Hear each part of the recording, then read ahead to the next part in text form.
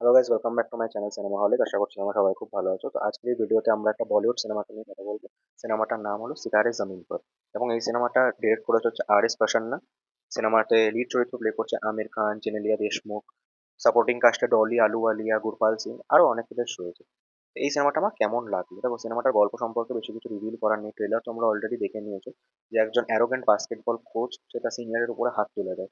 তারপরে সে একটা drink and drive কেসে অ্যারেস্ট হয়ে যায়, এবং কোর্ট থেকে তাকে এই সাজাটা শোনানো হয় যে 3 মাস অবধি তাকে কিছু স্পেশালি এবেল্ড বাচ্চাদেরকে বাস্কেটবলের জন্য ট্রেন করতে হবে, একটা বাস্কেটবল ম্যাচের জন্য। আদারওয়াইজ তাকে জেলে থাকতে হবে 1 বছর, আর একটা ফাইন ভরতে হবে। তো সে চুজ করে যে বাস্কেটবল কোচিং এর জন্যই তাদেরকে ট্রেন করবে। কিভাবে আমির খান এই স্পেশালি এবেল্ড বাচ্চাগুলোর সাথে অ্যাডজাস্ট হতে পারে, ঠিক আছে, কিভাবে এদের সাথে, এদের জীবনের সাথে আমির খান মিশে যায়, আদেও তারা বাস্কেটবলের ফাইনাল টুর্নামেন্ট অব্দি পৌঁছাতে পারে কিনা, সেটা নিয়েই হচ্ছে কি বাকি গল্পটা।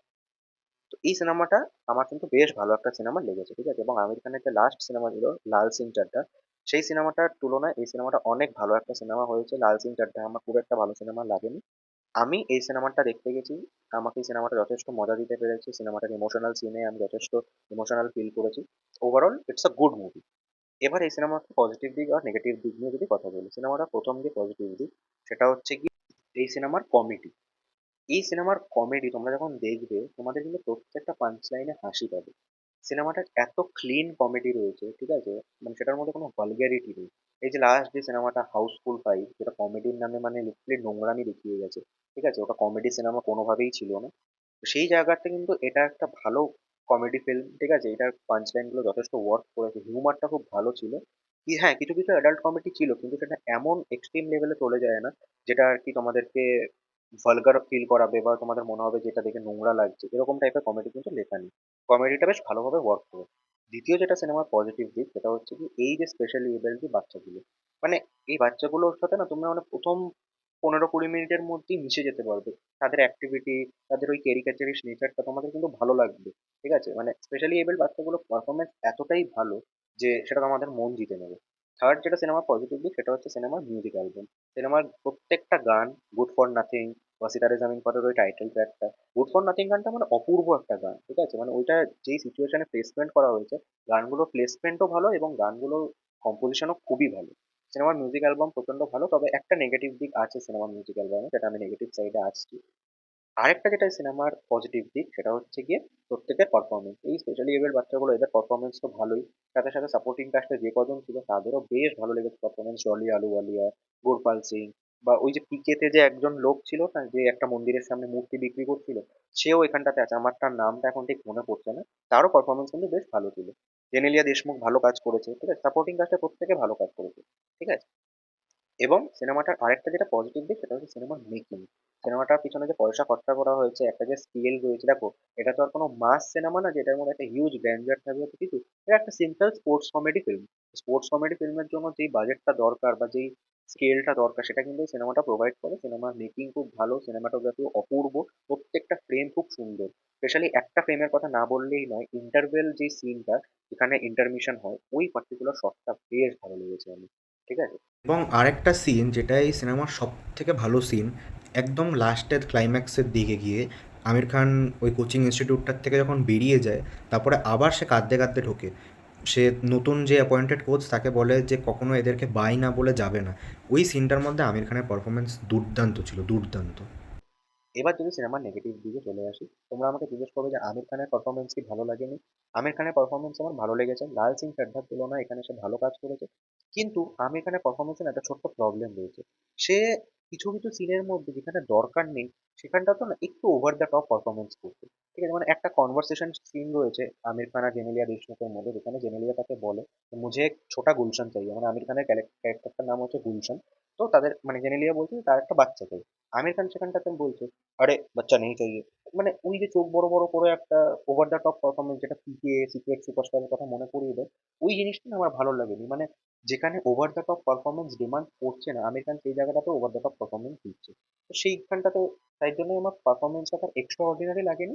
বাট হ্যাঁ, সে ভালো কাজ করেছে। আর আমির খানের থেকে আমরা এমন এমন ভালো পারফরমেন্স পেয়েছি যে এখন না আমাদের এক্সপেকটেশন তার থেকে অনেক হাই আছে। তো দেখা যাক নেক্সট তার কুলিতে একটা ক্যামিও রয়েছে 15 মিনিটের। লোকেশ কানাগরাজের সাথে একটা out and out action cinema আসতে চলেছে, দেখা যাক সেখানে তার পারফরমেন্স কিরকম থাকে।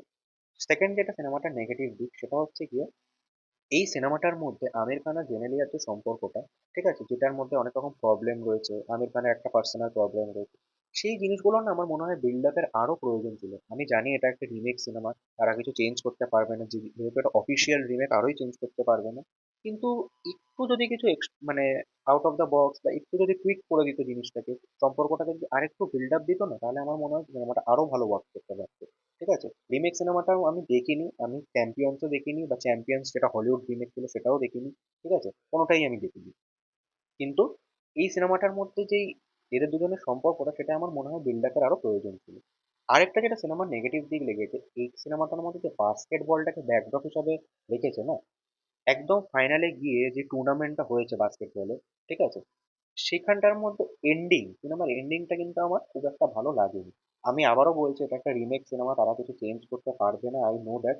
কিন্তু সিনেমার এন্ডিং আমার মনে হয় আরো ভালো হতে পারতো। ঠিক আছে, যদি হলিউডে এই সিনেমাটাই হয়ে থাকে, তাহলে আমি এটাই বলবো যে এন্ডিংটা কিন্তু একদমই ভালো নেই। ঠিক আছে, এন্ডিংটা আরেকটু ভালো হতে পারতো, এটা আমার পার্সোনাল ওপিনিয়ন। তোমাদের বক্তব্য আলাদা হতেই পারে, সেটা নিয়ে কোনো প্রবলেম নেই।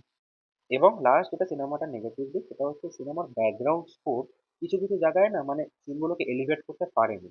ঠিক আছে, মানে ওই যে সিতারে জমিন পরে টাইটেল ট্র্যাকটা, ওটা কিছু কিছু জায়গায় প্লেস করার খুব দরকার ছিল, বা সেই জায়গাতে না সেটা প্লেস করা হয়নি। এটা আমার খুব একটা দেখতে ভালো লাগে না। লাস্ট যেটা সিনেমার নেগেটিভ দিক, সেটা হচ্ছে কি, এই সিনেমার মধ্যে যে মেসেজিংটা কিন্তু ভালো। ঠিক আছে, আমি আবারও বলছি সিনেমার মেসেজিংটা খুবই ভালো, কিন্তু নেগেটিভ দিক হচ্ছে গিয়ে এই যে মেসেজিংটা যেটা আসছে না, বা যেটা আমাদের দেখানো হচ্ছে, সেটা অর্গ্যানিক ভাবে আসছে না। সেটা আমাদেরকে কোথাও একটা মনে হয় চোখে আন্ডারলাইন করে দেখিয়ে দিচ্ছে যে আমি এইটা বোঝাতে চাইছি। এই যে আমির খানের সাথে যে একজন সর্দার জি, মানে যে গুরপাল সিং যে ক্যারেক্টারটা প্লে করেছে, সে মানে আমির খানকে যখন বোঝাচ্ছে না, তখন মানে মনে হচ্ছে যে ওটা একটা মরাল সায়েন্সের ক্লাস চলছে। ঠিক আছে, তো ওই মেসেজিংটা যদি আরেকটু অর্গ্যানিক ভাবে আসতো, তাহলে আমার মনে হয় বেশি ভালো হতো। কিন্তু এই সব নেগেটিভ ফ্যাক্টর বাদ দিয়ে আমি একটা কথাই বলবো, সিনেমাটা সত্যিই খুব একটা ভালো সিনেমা হয়েছে। আমির খানের লাস্ট সিনেমা লাল সিং চাড্ডার থেকে ফার ফার বেটার একটা সিনেমা হয়েছে। তোমরা যদি না দেখে থাকো, সিনেমাটা এখনো থিয়েটার্সে চলছে, চাইলে দেখতে পারো। এবং খুব শীঘ্রই হয়তো সিনেমাটা ওটিটিতেও চলে আসতে পারে। ওটিটি ডিলটা এখনো আমি শিওর নই যে কোন প্ল্যাটফর্মে আসতে চলেছে বা কিছু, বাট আমার মনে হয় খুব শীঘ্রই চলে আসবে।